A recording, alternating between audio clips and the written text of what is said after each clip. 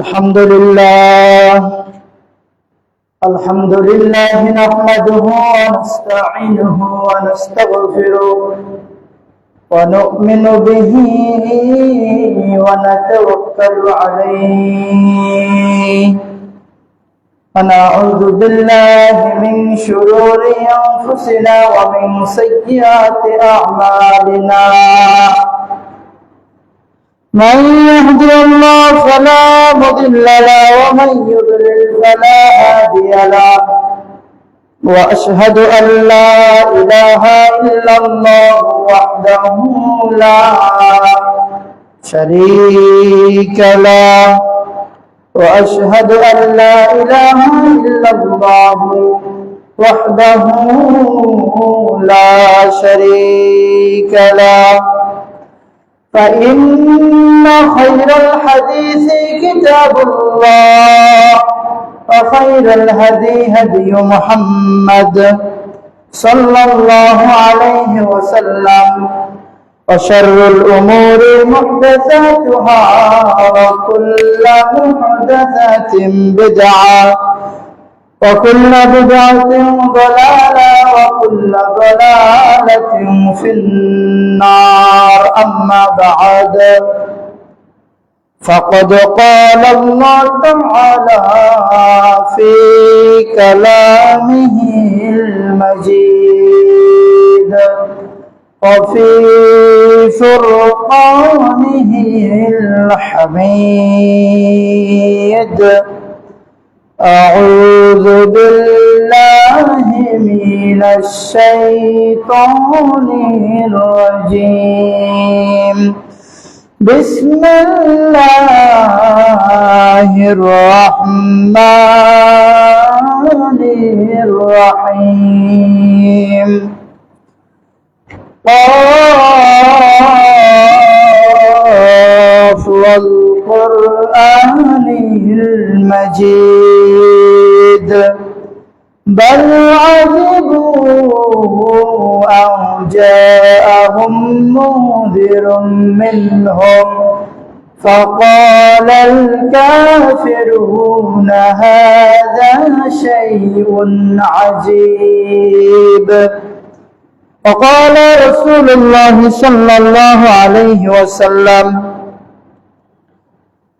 وعن أنس رضي الله تعالى عنه قال قال رسول الله صلى الله عليه وسلم كل بني آدم خطاء وخير الخطائين التوابون وقال الله تعالى في كلامه المجيد أعوذ بالله من الشيطان الرجيم بسم الله الرحمن الرحيم يا أيها الذين آمنوا توبوا إلى الله توبة نصوحا عسى ربكم أن يكفر عنكم سيئاتكم ويدخلكم جنات تجري من تحتها الأنهار وقال رسول الله صلى الله عليه وسلم وعن ابي هريره رضي الله تعالى عنه قال قال رسول الله صلى الله عليه وسلم من تاب قبل ان تطلع الشمس من مغربها تاب الله عليه رواه মুসলিম ও মিশকাহ আলহামদুলিল্লাহ সমস্ত প্রশংসা সে আল্লাহ রাব্বুল আলামিনের জন্য যে আল্লাহ রাব্বুল আলামিন আজকে পবিত্র দিন জুমার দিন আমাদের সকলকে এখানে আসার তৌফিক সুযোগ দান করেছেন। এজন্য সকলে আল্লাহর দরবারে শুকরিয়া আদায় করছি। সকলে অন্তরের অন্তরস্থল থেকে বলছি আলহামদুলিল্লাহ। দরুদ সালাম দরুদ আসলে বর্ষিত হোক আমাদের প্রিয় নবী আখির নবী, সাইয়্যিদুল মুরসালিন, খাতামুন নবিয়্যিন, যে নবীর মাধ্যমে শান্তির ধর্ম, সুখের ধর্ম, পরিপূর্ণ একটা জীবন বিধান পেয়েছি, সেই রাসূলের প্রতি অগণিত দরুদ বর্ষিত হতে থাকুক। সকলে বলি সাল্লাল্লাহু আলাইহি ওয়াসাল্লাম। প্রিয় উপস্থিতি, সংক্ষিপ্ত সময়ে জুমার আলোচনার বিষয় হচ্ছে আল্লাহর ক্ষমা। আল্লাহ যদি আমাকে তৌফিক দেয় এ বিষয়ে পবিত্র কোরআন এবং সহিহ সুন্নাহর আলোকে অতীব গুরুত্বপূর্ণ তথ্যবহুল কিছু আলোচনা করার চেষ্টা করব ইনশাআল্লাহ তাআলা। ওয়া মা তাওফীকি ইল্লা বিল্লাহ। প্রিয় উপস্থিতি, আল্লাহ মানুষকে পৃথিবীতে সৃষ্টি করেছেন। প্রত্যেকটা মানুষই হচ্ছে আদম সন্তান। আদম সন্তান কাদেরকে বলা হয়? যারা একটি কাজ করতে গিয়ে, একটি কর্ম করতে গিয়ে বারবার ভুল করে বসবে, একটি কাজ করতে গিয়ে বারবার ভুল করে বসবে, তারাই তাহলে বনি আদম, আদম সন্তান। কিন্তু রাসূলুল্লাহ সাল্লাল্লাহু আলাইহি ওয়াসাল্লাম বলছেন যে এর মধ্যে সবচাইতে, আদম সন্তানদের মধ্যে সবচাইতে উত্তম পাপী হলো ওই ব্যক্তি, যে ব্যক্তি আল্লাহর কাছে গুনাহ করার পরে আল্লাহ রাব্বুল আলামিনের কাছে তাওবা এবং ইস্তিগফার পাঠ করে। ওই ব্যক্তি হচ্ছে আল্লাহ রাব্বুল আলামিনের কাছে সবচাইতে বেশি দামি। রাসূলুল্লাহ সাল্লাল্লাহু আলাইহি ওয়াসাল্লাম বলেছেন, কুল্লু বানি আদম, প্রত্যেকটা মানুষই হচ্ছে বনি আদম খাত্তাউন, এবং প্রত্যেকেই ভুলকারী। খায়রুল খাত্তাইন আত-তাওয়াবুন, কিন্তু উত্তম ভুলকারী হলো ওই সমস্ত ব্যক্তিরা যারা ভুল করার পরে আল্লাহর কাছে তাওবা করে, ইস্তিগফার করে এবং ক্ষমা চায়। আল্লাহ এদেরকে সবচাইতে উত্তম ভুলকারী হিসেবে ঘোষণা দিয়েছেন। প্রিয় উপস্থিতি, এই জন্য মানুষ পৃথিবীতে যত পাপ করুক না কেন, মানুষ পৃথিবীতে যত অন্যায় করুক না কেন, প্রত্যেকটা পাপ, প্রত্যেকটা অন্যায়ের ক্ষমা আছে কিনা? ক্ষমা আল্লাহর দরবারে আছে। এজন্য মানুষ শুধু পাপ করে, পাপ করার পরে মানুষ যদি আল্লাহর কাছে চায়, আল্লাহ বলছেন যে আমি আল্লাহ ওই মানুষের ওই পাপটাকে, ওই গুনাহটাকে ক্ষমা করে দেই। কোন কোন বর্ণনায় পাওয়া যায় আল্লাহ রাব্বুল আলামিন বলছেন যে সকল মানুষেরা রাতভর, সারা রাত্রিবেলা যাওয়া, যেই সকল মানুষেরা রাত্রিবেলা পাপের মধ্যে ডুবে থাকে, আল্লাহ রাব্বুল আলামিন তাদের জন্য দিনের বেলা তাওবার হাতকে তিনি প্রসারিত করে রাখেন। এবং যারা দিনে পাপ করে এদের জন্য আল্লাহ রাব্বুল আলামিন রাতে হাত প্রসারিত করে রাখেন, যাতে করে ভুল করার পরেও, পাপ করার পরেও আল্লাহর দরবারে তওবা, ক্ষমা এবং ইস্তিগফার করে। এজন্য আল্লাহ রাব্বুল আলামিন যারা রাতে পাপ করে তাদের জন্য দিনে হাত খুলে রাখে, যারা দিনে পাপ করে আল্লাহ তাদের জন্য রাতে হাত খুলে লাগে। এই বছর এই জন্য মানুষ ভুল করবে, মানুষ পৃথিবীতে সে পাপ করবে, ভুলের ঊর্ধ্বে কোনো মানুষ নেই। প্রত্যেকটা মানুষের জীবনে ভুল আছে, ভুল থাকবে, এটাই স্বাভাবিক। ইবাদত করছেন, ইবাদত করতে করতে হঠাৎ কখন যে আপনার দ্বারা পাপ হয়ে গেছে আপনি নিজে বুঝতে পারেননি। কথার মাধ্যমে, চলার মাধ্যমে, বলার মাধ্যমে পাপ হয়ে গেছে কিন্তু বুঝতে পারেন নাই।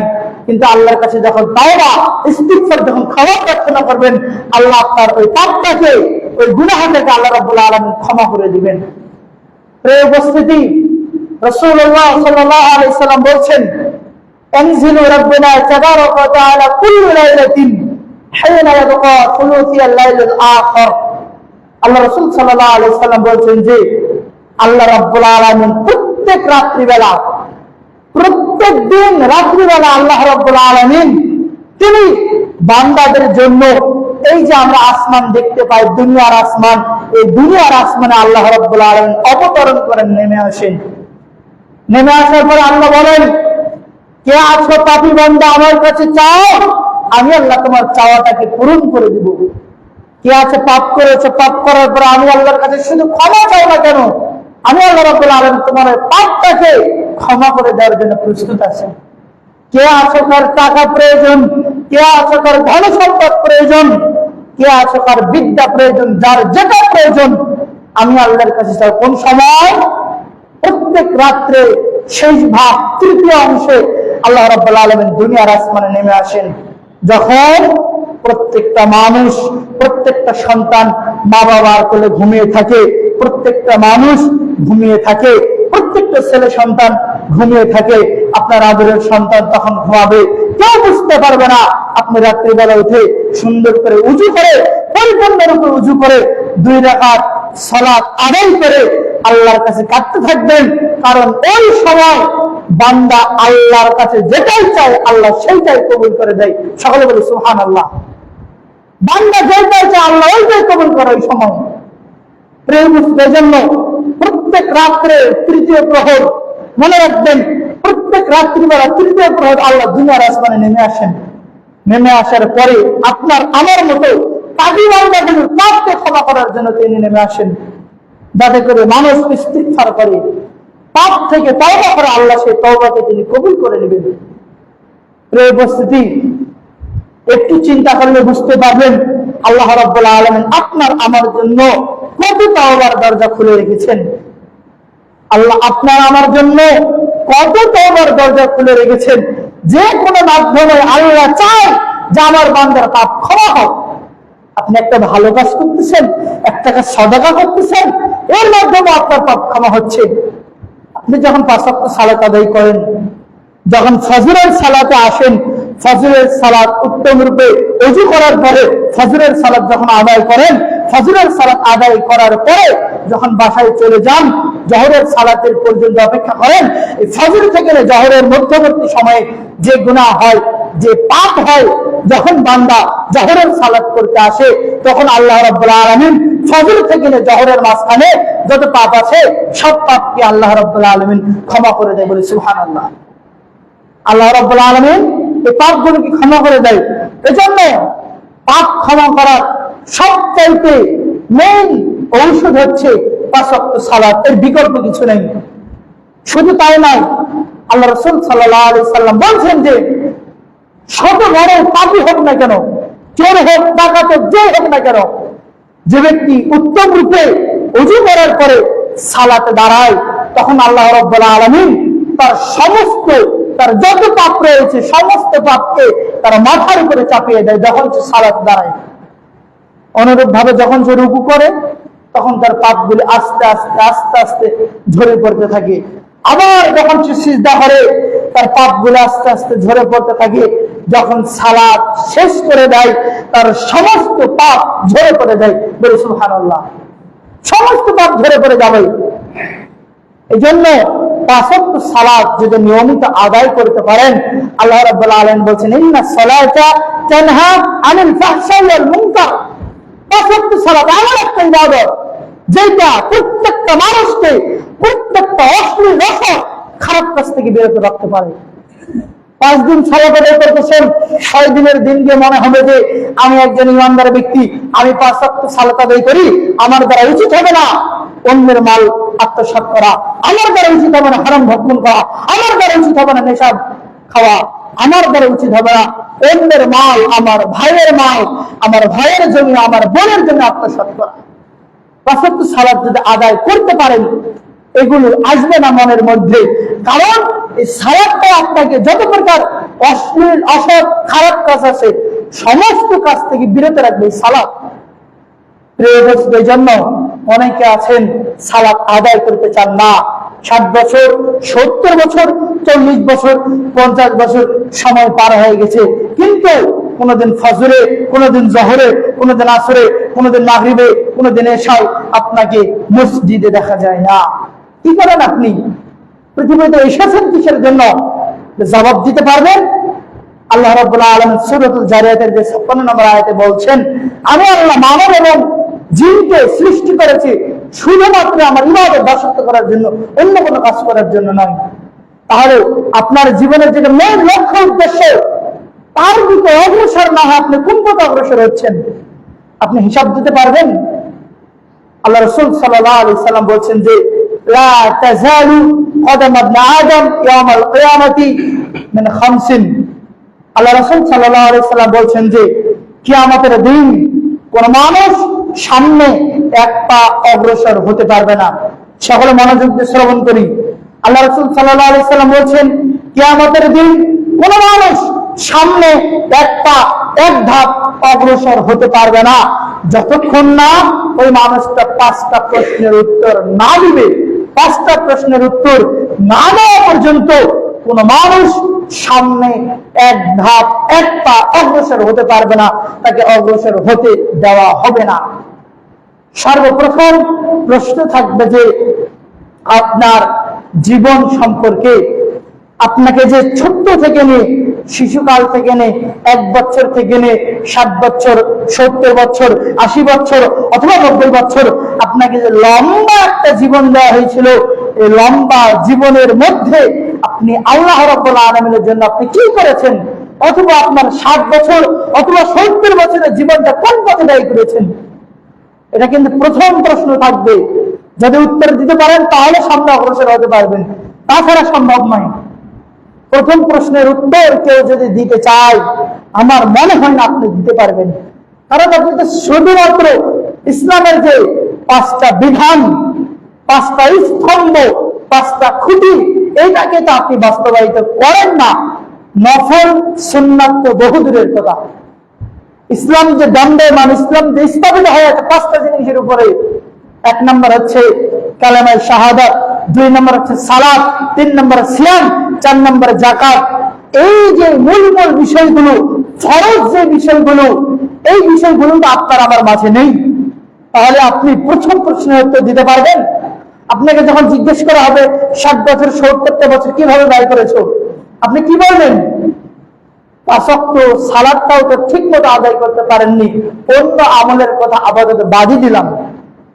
আপনার আমার হিসাব দেওয়ার মতো কিন্তু কোনো কাজ, কোনো কথা, কোনো কর্ম থাকবে না। প্রিয় উপস্থিতি, এই জন্য একটু চিন্তা ভাবনা করুন, একটু নিজের নফসকে জাগিয়ে তুলুন, একটু চিন্তা ফিকির করে দেখুন।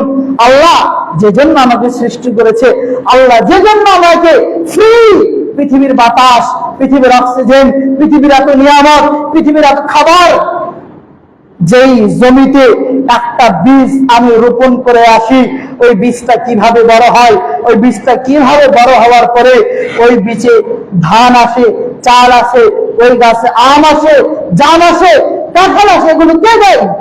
এগুলো তো আল্লাহ দেয়। কিসের জন্য দেয়? কখনো কি নিজেকে প্রশ্ন করেছেন যে ফ্রি এত কিছু আল্লাহর নিয়ামত উপভোগ করতেছি, এই নিয়ামতের একটা নিয়ামতের আমি কি শুকরিয়া আদায় করি? আদৌ করি না। আপনি যে ফ্রি বাতাস খান, যে অক্সিজেন খান, যে অক্সিজেন না থাকলে আপনি মারা যাবেন, সে অক্সিজেনের আপনি কোনোদিন শুকরিয়া আদায় করতে পারেন না। অথচ আল্লাহ রাব্বুল আলামিন কত নিয়ামত, আপনাকে সম্পদ, পোশাক, খাবার, কত কিছু দিয়ে আল্লাহ আপনাকে পৃথিবীতে বাঁচিয়ে রেখেছেন। আপনি আল্লাহর এত অবাধ্য হয়েছেন, ঠিক মতো সালাতটা আদায় করেন না, তবু আল্লাহ আপনাকে কোনোদিন রিজিক বন্ধ করে, কোনোদিন বাতাস বন্ধ করে দিয়ে আপনাকে আল্লাহ মারে নাই। এইটা একটু চিন্তা ভাবনা করুন। আল্লাহ এত ছাড় দিয়ে রেখেছেন কিসের জন্য?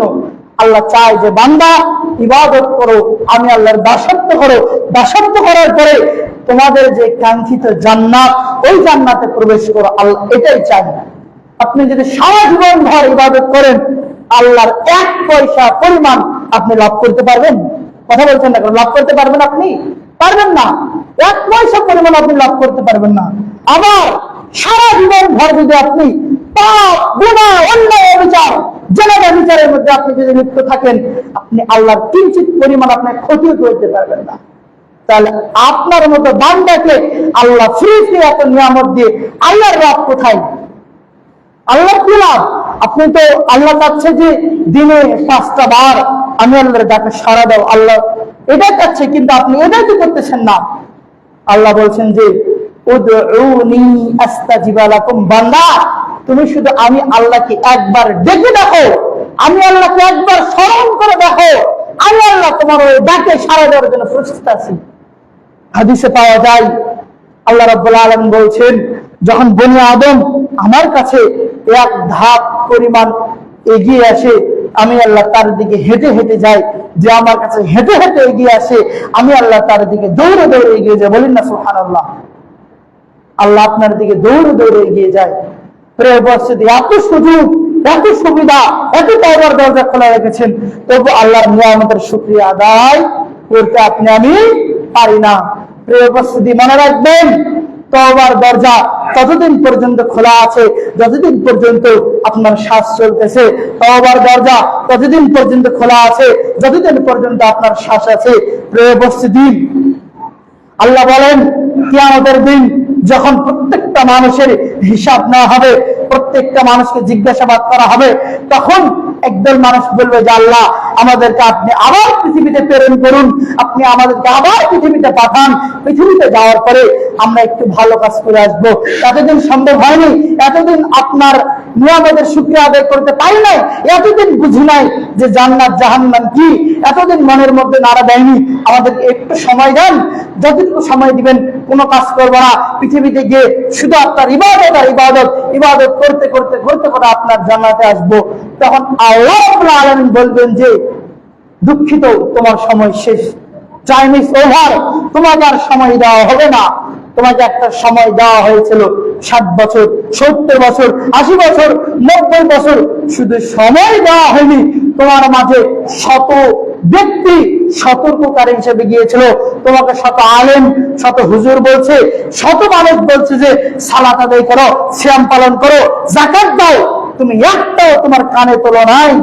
এরপর আজকে তুমি পৃথিবীতে আবার যাইতে চাইলে তোমাকে পৃথিবীতে পাঠানো যাবে না, কারণ তোমার সময় শেষ। এই উপস্থিতি, একটু চিন্তা করুন, যেদিন শ্বাসটা বন্ধ হয়ে যাবে, যেদিন পৃথিবীর কোন মানুষ আমার কোনো কথা শুনতে পাবে না, শত কেঁদেও যদি বলি যে আমার কষ্ট হচ্ছে, আমাকে ঠান্ডার সময় কেন আমাকে বাহিরে খাটে শোয়াইয়া রেখেছ, কেন আমাকে অন্ধকার মাটির ছোট্ট ঘরে রেখে আসতেছ, শত চিল্লালেও, শত আওয়াজ করে বললেও আপনার কথাটা শোনার মতো কোনো মানুষ থাকবে না।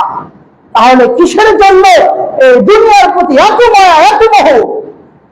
একটু চিন্তা করুন প্রিয় উপস্থিতি, একটু আল্লাহর দরবারে সারাদিন একটু আল্লাহকে স্মরণ করুন, নইলে আপনার আখিরাতের জীবন সুন্দর হবে না।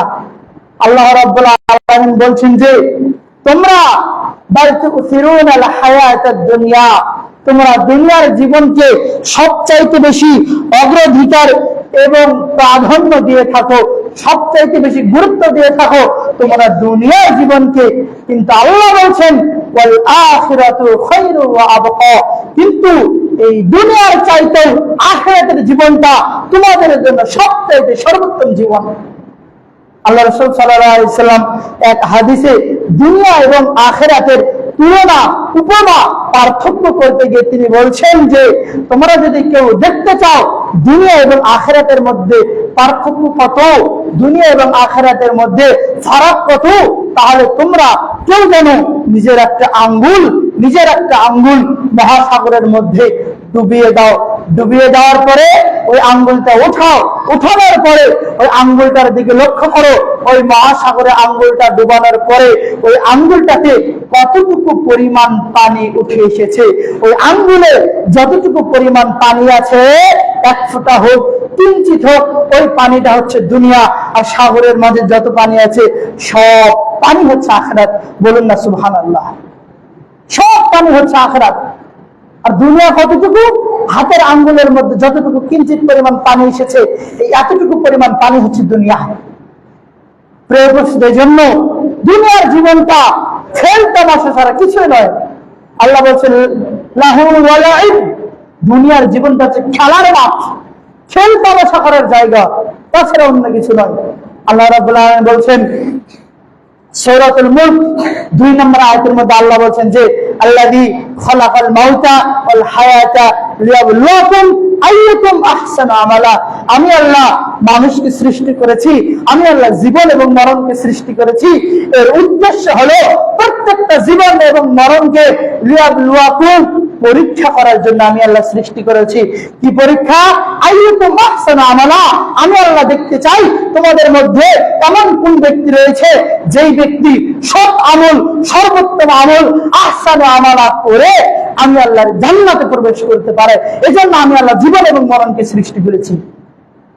আল্লাহ দেখতে চাই কে ভালো ভালো আমলে, উত্তম আমলে, আহসান আমালায় প্রতিযোগিতা করে করে করে করে আল্লাহর জান্নাতে প্রবেশ করতে পারে। আল্লাহ এজন্য মরণ এবং জীবনকে সৃষ্টি করেছেন। বোঝা যায় পৃথিবীর জীবনটা শুধুমাত্র ধোঁকা এবং পরীক্ষার হল। পরীক্ষার হলে যেমন ভাবে সময় নষ্ট করার কোনো চান্স নেই। প্রশ্নে যথাযথ 10টা প্রশ্ন এসেছে তো এটার অ্যান্সার চোখ মুখ বন্ধ করে দিতে হবে। যদি অ্যান্সার না দিতে পারি তাহলে মার্ক কম পাবো, আর যদি মার্ক কম পাই তাহলে পরীক্ষা হয়তো ফেল আসবে, পাস করতে পারবো না, নাম্বার খারাপ আসবে। এইটা বুঝি, কিন্তু পৃথিবীর জীবনে আল্লাহ রাব্বুল আলামিন বলছেন এইটাও তোমাদের জন্য পরীক্ষা, তোমাদের হিসাব না হবে। 5 ওয়াক্ত সালাত এইটা একটা প্রশ্ন, যাকাত এইটা একটা প্রশ্ন, সিয়াম এইটা একটা প্রশ্ন, সামর্থ্য থাকলে হজ এইটা একটা প্রশ্ন। প্রত্যেকটা তোমাদের জন্য প্রশ্ন। এই প্রশ্নের যথাযথ তোমরা যদি অ্যানসার এবং উত্তর যদি না দিতে পারো, তেমনি ভাবে কিয়ামতের দিনে তোমরা পাস না করে যদি ফেল করো, তাহলে যারা ফেল করবে তাদের জন্য আছে জাহান্নাম, আর যারা পাস করবে তাদের জন্য আছে জান্নাত। কর্মফল দুইটা, হয় জান্নাত অথবা জাহান্নাম। প্রিয় উপস্থিতি, এই জন্য একটু চিন্তা করুন, আল্লাহ যে জন্য আমাকে সৃষ্টি করেছে, অন্তত কিছু না করতে পারলেও অন্তত এই কাজটা যেন আমি করে যেতে পারি। অন্তত 5 ওয়াক্ত সালাত, ফরজ 5 ওয়াক্ত সালাত, ফরজ যাকাত, ফরজ সিয়াম এবং সামর্থ্য থাকলে হজ এবং কালেমা, এই 5টা জিনিসকে অন্তত পক্ষে যেন বাস্তবায়ন করতে পারি। তারপরে নফল অন্য কোনো কাজ। আল্লাহ রাসূল সাল্লাল্লাহু আলাইহি ওয়াসাল্লাম বলেছেন কিয়ামতের দিন আউয়ালু মা ইউহাসাবু বিহিল আবদ ইয়াউমাল কিয়ামাতিস সালাহ, কিয়ামতের দিন আল্লাহ বান্দাকে সর্বপ্রথম প্রশ্ন করবেন তার সালাত সম্পর্কে। যদি তার সালাতের সওয়াব, সালাতের নেকি যদি পরিপূর্ণ হয় তাহলে সে বেঁচে গেল। আর যদি সালাতের নেকি যদি পরিপূর্ণ না হয়, তখন আল্লাহ বলবেন দেখো বান্দার অন্য কোনো আমল আছে কিনা, যেমন দান, নফল সালাত, নফল সিয়াম, তারপরে মানুষকে ভালো কাজ করা, মানুষকে ভালো কাজের নির্দেশ দেওয়া, এমন কোন সওয়াব, এমন কোন নেকি আছে কিনা। প্রিয় উপস্থিতি, এই জন্য মরার পরে আফসোস করলেও কোনো লাভ হবে না। 2টা আফসোস করলে এখনই আফসোস করে এখনই ফিরে আসুন। আপনি কাজে আছেন, মাঠে আছেন, বাজারে আছেন, সমস্যা নেই তো। ওয়াক্ত হয়ে গেছে, মুয়াজ্জিন আযান দিয়েছে, মুয়াজ্জিন বলতেছে হাইয়া আলাস সালাহ, হাইয়া আলাল ফালাহ, সালাতের জন্য এসো, কল্যাণের জন্য এসো। আপনি কাজটা একটু ফেলে রেখে সুন্দর করে ওযু করে সালাতটা আদায় করে আপনি আবার কাজে বের হয়ে যান। আল্লাহ তো বলছেনই ইদা কুদিয়াতিস সালাত ফান্তাশিরু ফিল আরদ, যখন সালাত শেষ হয় তখন তোমরা জমিনে ছড়িয়ে পড়ো, ছিটিয়ে পড়ো, রিজিক অনুসন্ধান করো, টাকা ইনকাম করো, সম্পদ ইনকাম করো, সমস্যা তো নেই। আগে ইবাদত তো করতে হবে, কিন্তু ইবাদত বাদ দিয়ে আল্লাহ তো বলেন যে ইবাদত বাদ দিয়ে খালি সম্পদ উপার্জন করো। আল্লাহ বলছেন আগে ইবাদত করো, ইবাদত করার পরে তুমি তোমার রিজিককে অনুসন্ধান করো।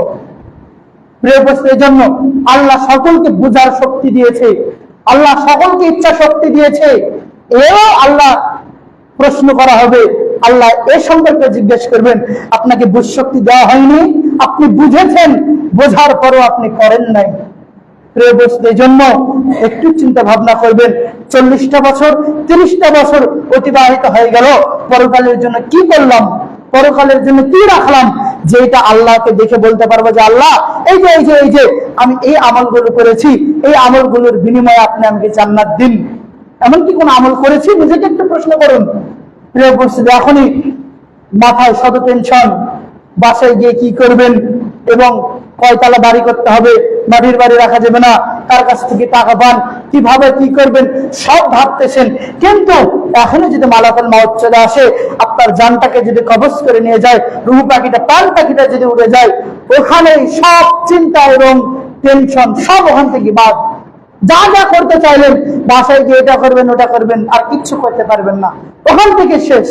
যখন মালাকুল মউত হাজির হবে ওখান থেকে শেষ। এজন্য আজ করবো না কাল করব, আজ সালাত আদায় করবো না কাল থেকে করব, আজ থেকে নয় সামনে জুমা থেকে করব, এই রমজান নয় সামনে রমজান থেকে করব, এরূপ বলার সময় নাই। এরূপ বলার সময় থাকতো তখন যদি আপনি গ্যারান্টি দিতে পারতেন যে আমি সামনে সপ্তাহ পর্যন্ত বাঁচবো, তাহলে আপনি বলতে পারতেন। কারণ আপনার 1 সেকেন্ডের গ্যারান্টি তো নেই।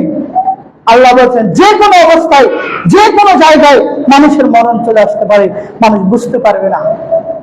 প্রিয় উপস্থিতির জন্য আল্লাহ আমাদের সকলকে সঠিকটা বুঝার তৌফিক দান করুন। সকলে বলে আল্লাহুম্মা আমিন। যে উদ্দেশ্যে আল্লাহ প্রেরণ করেছেন, অন্তত পক্ষে সেই উদ্দেশ্য আগে বাস্তবায়ন করার পরে পৃথিবীর যে পৃথিবীকে যে গ্রহণ করা দরকার তারপরে যেন সেইটা করি। আল্লাহ আপনি আমাদের সকলকে কবুল করুন। সকল বলে আল্লাহুম্মা আমিন। মনে রাখবেন এখনো আপনার আমার জন্য তওবার দরজা খোলা রয়েছে। শুধু আল্লাহর কাছে চাইতে দেরি, আল্লাহ ক্ষমা করতে দেরি করবে না। আল্লাহর কাছে চাইতে দেরি। কিছু কিছু মুহূর্ত আছে যে মুহূর্তগুলো সম্পর্কে আল্লাহ রাসূল সাল্লাল্লাহু আলাইহি সাল্লাম বলছেন যে সময়ে বান্দা আল্লাহর কাছে চাইলে বান্দা আল্লাহর ওই হাতটাকে, ওই চোখের পানিটাকে আল্লাহ ফিরিয়ে দিতে আল্লাহ নিজে লজ্জাবোধ করেন।